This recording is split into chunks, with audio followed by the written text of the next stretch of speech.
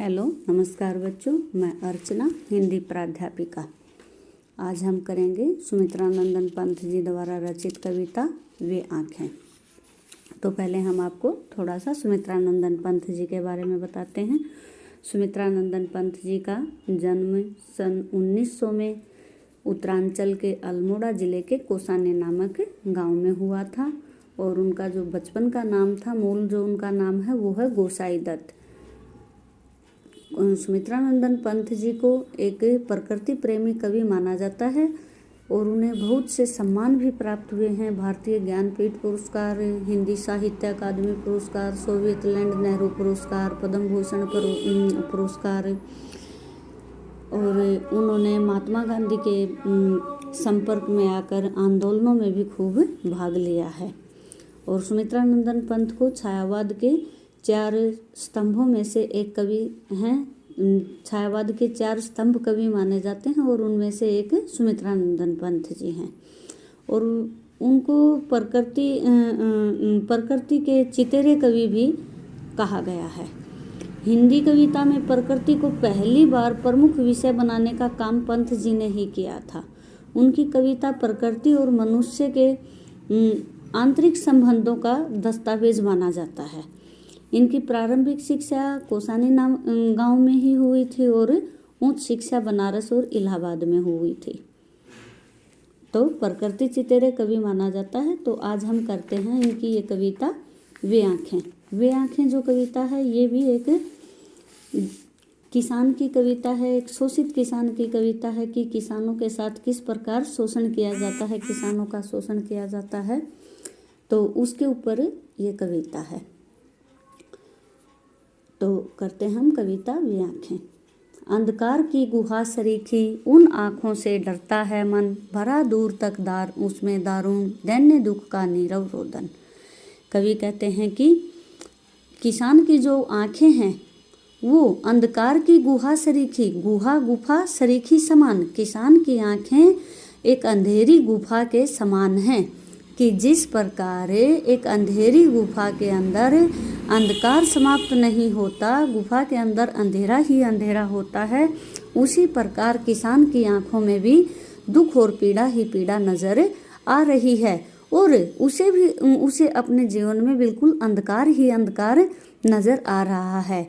कवि कहता है कि उन आँखों से डरता मन, कि उनकी इन पीड़ा भरी आँखों को, पीड़ित आँखों को देखकर, दुखी आँखों को देखकर मुझे बहुत डर लगता है कि उसकी आँखों की तरफ मुझसे देखा नहीं जाता है। कि किसान के बेचारा जो किसान है वो दुखों से और पीड़ाओं से इतना भरा है कि उसकी आँखों में देखने की हिम्मत मेरे में नहीं है, मुझे उनकी आँखों से डर लगता है। भरा दूर तक उनमें दारुण, और दूर तक उनमें दीनता ही दीनता भरी हुई है, दैन्य दुख का नीरव रोदन। और जो उनका जो दुख है वो बिल्कुल मौन रुदन के समान है। वो बिल्कुल अपने दुख को चुपचाप सहन कर रहा है, अपने दुख को कहीं पर बताता भी नहीं है, अपने अंदर ही अंदर उस दुख को समेटे हुए है कि बिल्कुल इतना अत्यधिक दुख का मौन रुदन भरा हुआ है उनकी आँखों के अंदर।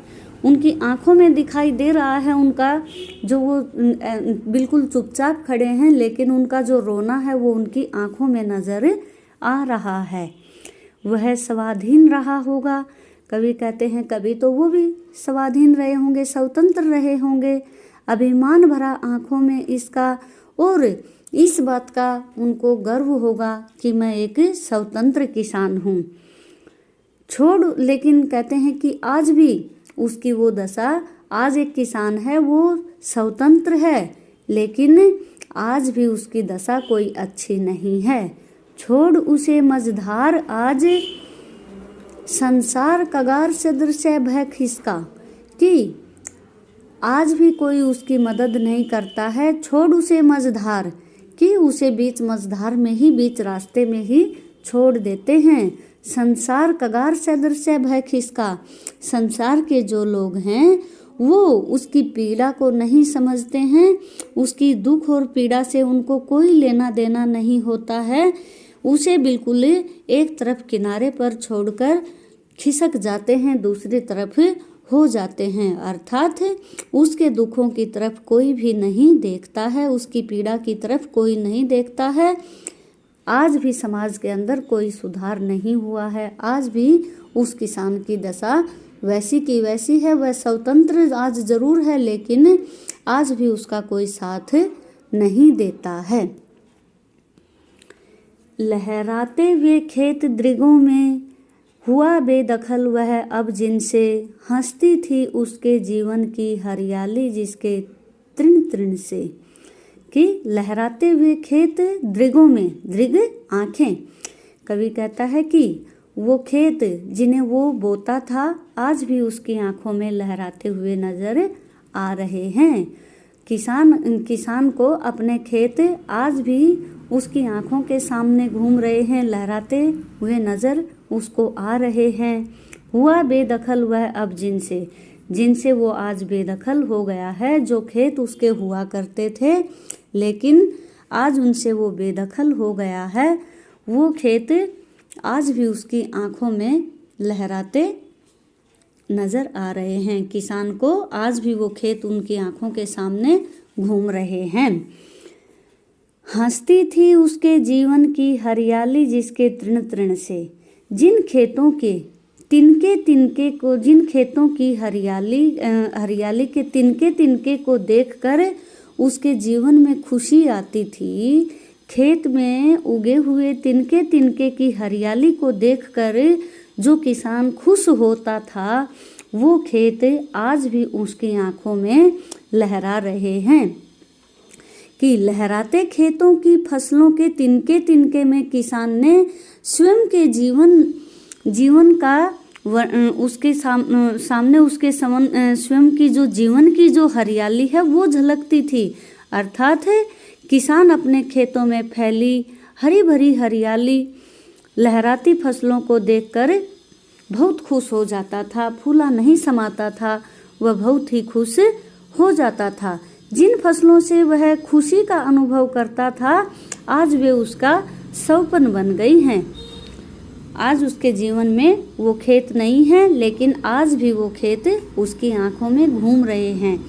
आंखों ही में घूमा करता था वह उसकी आंखों का तारा, और आज भी उसका जो बेटा था, आंखों का तारा मुहावरे का प्रयोग किया गया है, जो उसे बहुत प्यारा था, जो उसका बेटा उसे बहुत प्यारा था, आज भी वह उसकी आंखों में घूम रहा है।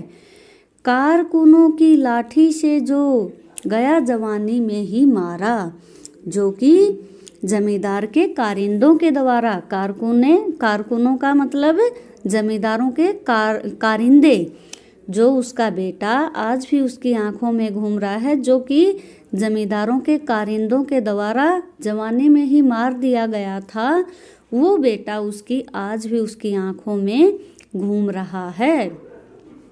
कि किसान का जो बेटा था वो निर्दयी जो जमींदार के कारिंदों ने मार दिया था, जमींदार के कारिंदों की लाठियों के द्वारा पीट कर मार दिया गया था, वह आज भी उस किसान की आंखों में घूम रहा है।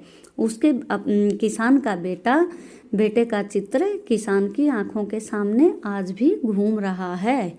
किसान की दीनता का वर्णन किया गया है कि किस प्रकार से जमींदार के लोगों ने उसके बेटे को लाठियों से पीट कर मार दिया था।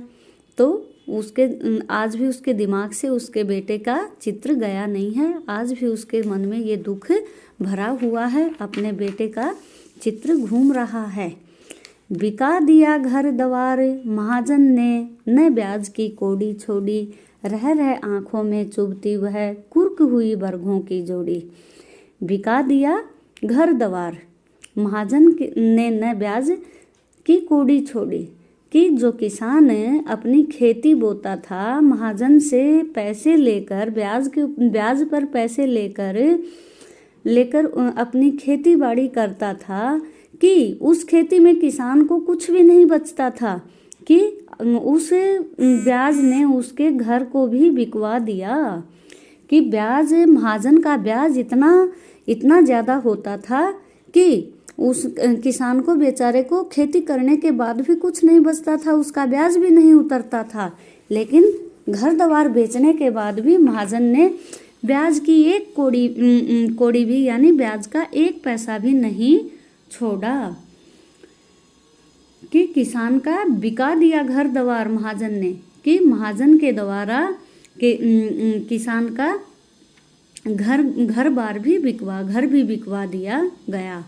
कि किसान कहता है कि भाई जब महाजन का जो ब्याज चुकाना होता था तो उसके डर के कारण, नहीं तो क्योंकि उसका बेटा भी मार दिया गया था, उसके डर के कारण उसने अपना घर भी बेच दिया उसका ब्याज चुकाने के लिए, लेकिन महाजन को कभी भी दया नहीं आई। उसने उसका घर बेचकर उसका ब्याज चुकता किया, ब्याज दिया, लेकिन महाजन ने फिर भी उसकी 1 भी पैसा ब्याज का नहीं छोड़ा। रह आंखों में चुभती वह कुर्क हुई बरगों की जोड़ी, कि उसकी बरगों की जोड़ी, बैलों की जोड़ी, बार बार उसकी आंखों में उसके वो बैलों की जोड़ी भी आ रही है, जो कि महाजन के कारण नीलाम हो गई थी।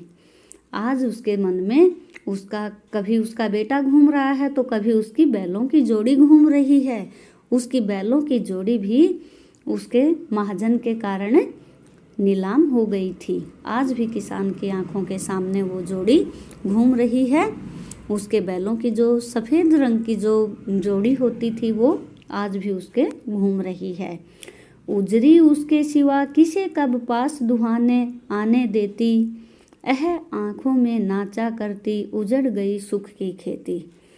उजरी उसके सिवा किसे कब पास दुहाने आने देती। उजरी उसकी गाय का नाम है, जो कि सफ़ेद रंग की जो उसकी जो गाय है उसके सिवा, किसान के सिवा किसी को भी अपने पास नहीं आने देती थी। जब उसका दूध निकालना होता था तो किसान ही उसका दूध निकालता था, किसान के अलावा वो किसी को भी दूध नहीं देती थी। आँखों में नाचा करती, वह भी आज उसकी आँखों में घूम रही है। उजड़ गई उसकी सुख की खेती। लेकिन कवि कह रहे हैं कि किसान की तो जो सुख भरी उसका जो जीवन था, उसकी वो सुख की सारी खेती उजड़ गई। उन किसान बेचारे का सारा सुख खत्म हो गया। उसका बेटा भी मर गया, उसका घर भी बिक गया, उसकी बैलों की भी नीलामी हो गई, और उसकी जो सफ़ेद गाय थी जो कभी भी किसी को अपने पास नहीं फटकने देती थी, वो भी आज उसके पास नहीं है। वो सब चीज़ें आज किसान की आंखों के सामने घूम रही हैं और किसान बहुत दुखी होकर सब चीज़ों को याद कर रहा है। उसकी आंखों के सामने बिल्कुल पीड़ा, उसकी आंखों में पीड़ा ही पीड़ा नज़र आ रही है। बिना दवा दर्पण के घरनी सवरग चली आंखें आती भर, देख रेख के बिना दूध मुही बिटिया 2 दिन बाद गई मर। बिना दवा दर्पण के घरनी, कि उसकी पत्नी जो थी, घर वाली थी, किसान की घर वाली, किसान की पत्नी दवाई न मिल पाने के कारण बीमार हो गई थी और दवाई न मिलने के कारण सवरग चली गई, अर्थात उनका देहांत हो गया। कि दवा पानी न मिलने के कारण उनका देहांत हो गया। किसान के पास उसकी दवा पानी करवाने के लिए पैसे नहीं थे और उसका बेचारी का देहांत हो गया। आंखें आती भर, कि ये सब बातें सुनकर आंखें बहुत ही भर आती हैं, आंखों में पानी आ जाता है, रोने लग जाते हैं कि किसान बहुत ही दुखी है। किसान की घरवाली बिना दवा पानी के कारण मर गई। देख रेख बिना दूध मुही बिटिया 2 दिन बाद मर गई। और जब उसकी पत्नी का देहांत हो गया तो बेटी भी 2 दिन के बाद मर गई, क्योंकि उसकी कोई देखरेख करने वाला नहीं था। बेटी की देखरेख करने वाली उसकी माँ नहीं रही तो बेटी भी मर गई। बेटी का भी देहांत हो गया, बेटी भी नहीं रही। अर्थात किसान की बहुत ही दयनीय दशा का वर्णन कवि ने इसमें किया है कि किसान बहुत ही दुखी है कि किसान का बेटा भी मर गया, किसान का घर भी बिक गया। उसकी महाजन ने घर बिकने के बाद भी उसकी एक कौड़ी पैसा भी उसने नहीं छोड़ा। उसके बाद भी उसके बैलों की जो जोड़ी थी वो भी नीलाम कर दी गई, और उसकी जो उजरी नामक गाय थी, जो सफ़ेद उसकी जो गाय थी, जो कभी भी किसी को अपने पास नहीं आने देती थी, वो गाय भी महाजन ले गया, जमींदार ले गया। और किसान की जो सारी हंसती खेलती जो ज़िंदगी थी वो बिल्कुल उजड़ गई। उसकी पत्नी भी दवा पानी ना लाने के कारण पत्नी भी मर गई, और पत्नी के स्वर्ग जाने के बाद कहता है कि स्वर्ग चली गई, आंखें आती हैं भर। ये सब बातें सोचकर किसान की आंखें भर आती हैं। किसान की आंखों में वो दुख और पीड़ा नज़र आता है। और दूध मुही जो बेटी थी, बिल्कुल छोटी सी जो उसकी बेटी थी, जिसका अभी जन्म ही हुआ था, वो भी अपनी माँ की देखरेख के बिना मर गई, क्योंकि उसकी माँ का देहांत हो गया। तो उस छोटी सी बच्ची की देखरेख कौन करता, उसका भी देहांत हो गया। किसान की इस दयनीय दशा का वर्णन कवि ने इस कविता में बहुत ही अच्छे ढंग से किया है कि किसान जो है वो पीड़ा, उसे कभी अपनी बैलों की जोड़ी याद आती है, तो कभी गाय याद आती है, कभी उसे अपना बेटा याद आता है, और कभी उस जमींदार की वो क्रूरता उसे याद आती है कि उसके साथ कितना क्रूर व्यवहार किया गया था। तो इस प्रकार इस कविता के अंदर कवि एक किसान की दयनीय दशा का वर्णन किया है इसमें कवि ने, और कहा है, बताया है कि समाज में किस प्रकार से किसान के साथ दुर्व्यवहार होता है, किसान की तरफ किसी का भी ध्यान नहीं होता है, उसे आज भी समाज जो है, समाज के लोग हैं, उसका कोई भी ध्यान नहीं देता है। समाज के लोग आज भी उसको एक किनारे पर छोड़ देते हैं, उसे उसके हाल पर छोड़ देते हैं, उसके बारे में बिल्कुल भी नहीं सोचते हैं। तो इस प्रकार से किसान की दशा का वर्णन किया है। अब आगे कवि कहते हैं कि घर में विधवा रही पतोहू लक्ष्मी थी यद्यपि पति घातिन, पकड़ मंगवाया कोतवाल ने डूब कुएं में मरी एक दिन। घर में विधवा रही पतोहू, घर में पतोहू उसकी पुत्र वधू, घर में अब किसान था और उसकी पुत्र वधू थी जो विधवा हो गई थी, क्योंकि जमींदारों के द्वारा उसके बेटे को तो मरवा दिया गया था।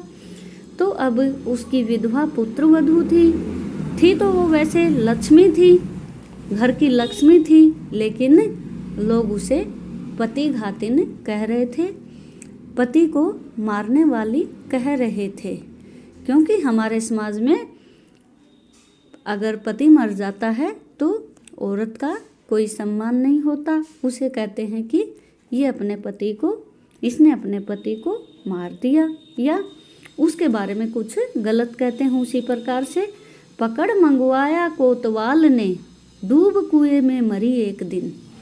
लेकिन कहते हैं, कवि कह रहे हैं कि घर में जो विधवा पुत्र वधू थी, वैसे तो वो घर की लक्ष्मी थी, लेकिन लोग समाज उसे पति घातिन कहता था, पति को मार देने वाली कहता था। पकड़ मंगवाया कोतवाल ने एक दिन, लेकिन अंत में वो भी कोतवाल की जो पुलिस वाला है उसकी कुदृष्टि का शिकार हो गई, और अंत में वो भी बेचारी एक दिन अपने मान सम्मान को बचाने के लिए कुएं में डूबकर मर गई। अपने मान सम्मान को बचाने के लिए वो कुएं में कूद गई। जब उसको पुलिस वाले की कुदृष्टि का जब उसको पता चलता है कि इसकी कुदृष्टि मेरे ऊपर है, तो जब कोतवाल उसे पकड़ कर मंगवाने के लिए मंगवाता है तो वह कुएं में कूद जाती है, डूब कर मर गई। खैर पैर की जूती जोरू न सही एक दूसरी आती, पर जवान लड़के की सूद कर सांप लौटते फटती छाती। अब कवि ने समाज का वर्णन किया है कि समाज में औरत की क्या दशा है, कि औरत को तो पैर की जूती समझा जाता है। खैर पैर की जूती जोरू, कि औरत तो एक पैर की जूती के समान होती है कि एक जूती टूट जाए तो दूसरी आ जाती है, न सही एक दूसरी आती, अगर एक ना हो तो दूसरी ले आते हैं। पर किसान के पर जवान लड़के की सूद कर, लेकिन जब जवान लड़के की उसके मन में आती है, जब जवान लड़के के बारे में सोचता है, उसकी सूद जब उसके मन में आती है तो सांप लौटते फटती छाती, कि उसके बेटे की बहू जो है, पुत्र वधू है, उसका मरने का उसे इतना दुख नहीं है, लेकिन जब मन में उसके बेटे की बात आती है तो उसको बहुत ही ज़्यादा दुख होता है, छाती फटने को होती है, बहुत ज़्यादा दुख होता है। पिछले सुख की स्मृति आँखों में, और उसकी आँखों में उसके जो पुराना जो सुख है, उसके जीवन का जो पुराना सुख था, उसका जो कवि कहते हैं कि किसान का खिलखिलाता जो परिवार था, वो सारी उसके मन में घूमती है। इसमें समाज का भी वर्णन किया गया है कि समाज में एक विधवा जो औरत होती है, उसको तो पैर की जूती के समान समझा जाता है कि अगर एक पैर की जूती, मान ले पैर की जो जूती है वो टूट जाती है तो उसकी जगह हम दूसरी जूती ले आते हैं, उसी प्रकार औरत को भी अगर एक औरत बीमारी के कारण अगर मर भी जाए तो कोई बात नहीं कि दूसरी आ जाए, या भाई अगर एक औरत ना सही तो दूसरी आ जाए। तो इस प्रकार से समाज का भी वर्णन किया गया है कि समाज में औरत की क्या दशा है। औरत की भी कोई अच्छी दशा नहीं दर्शाई गई है।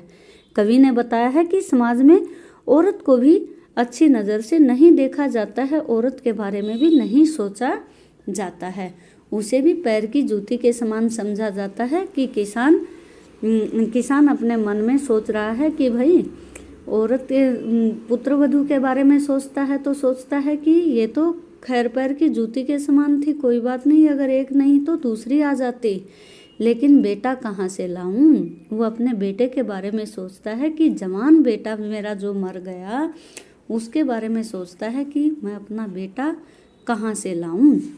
अपने बेटे के बारे में सोचता है कि दुख के कारण उसकी छाती फटने लगती है।